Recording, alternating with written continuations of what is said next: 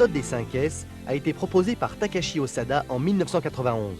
Elle entre dans le cadre d'une démarche Kaizen d'amélioration continue. Les 5 S sont ceux de 5 mots japonais érigés au rang de principe. Seiri, le débarras, Seiton, le rangement, Seizo, le nettoyage, Seiketsu, l'ordre, et Shitsuke, la rigueur.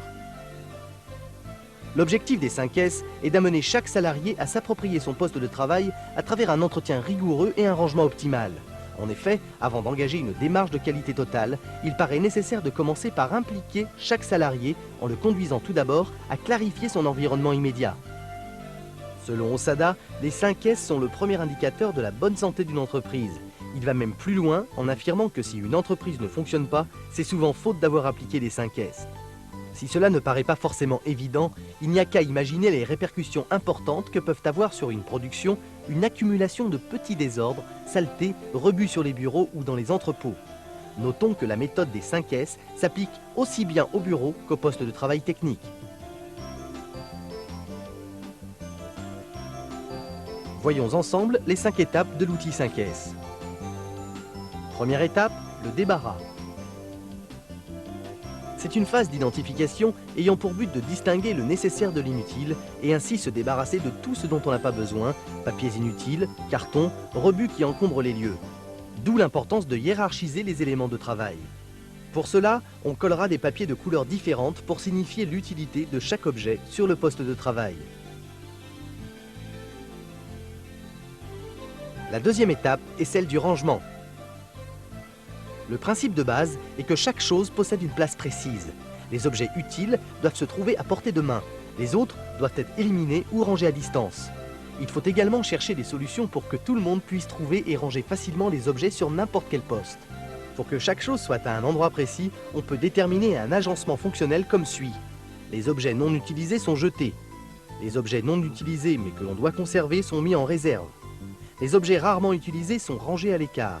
Les objets utilisés de temps à autre sont stockés au poste de travail. Les objets fréquemment utilisés restent sur le poste de travail ou sur l'employé.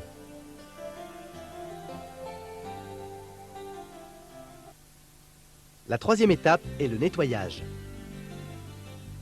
Le non-respect de la propreté peut avoir des répercussions considérables sur les temps d'indisponibilité des machines, sur la qualité, la sécurité ou le moral des personnes. Le nettoyage est une forme de contrôle, c'est donc un outil de détection et de correction.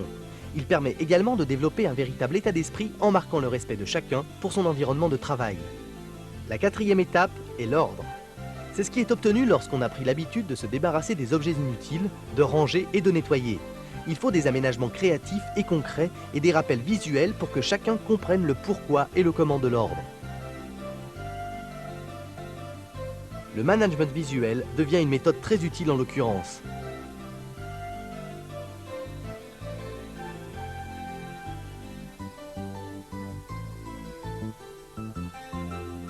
Cinquième étape, la rigueur. C'est la règle la plus importante du 5S. Elle permet de ne pas en rester à une action d'éclat et pérennise l'effort accompli pour aménager le poste de travail. Elle nécessite d'acquérir des habitudes et un état d'esprit. La rigueur se développe à partir de deux axes importants.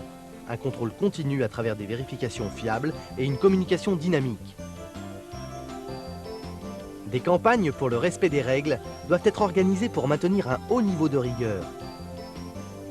La méthode ne s'arrête pas au simple fait d'avoir obtenu un rangement optimal. Elle doit permettre de remonter aux causes du problème, du désordre ou de la saleté pour trouver les explications afin d'améliorer la situation et éviter le recommencement. Notons que la responsabilisation de chacun à sa tâche reste l'élément essentiel de la démarche. Les résultats se mesurent autant en termes de productivité qu'en termes de satisfaction du personnel d'avoir amélioré leurs conditions de travail. C'est vraisemblablement l'outil essentiel pour amorcer une démarche de qualité totale.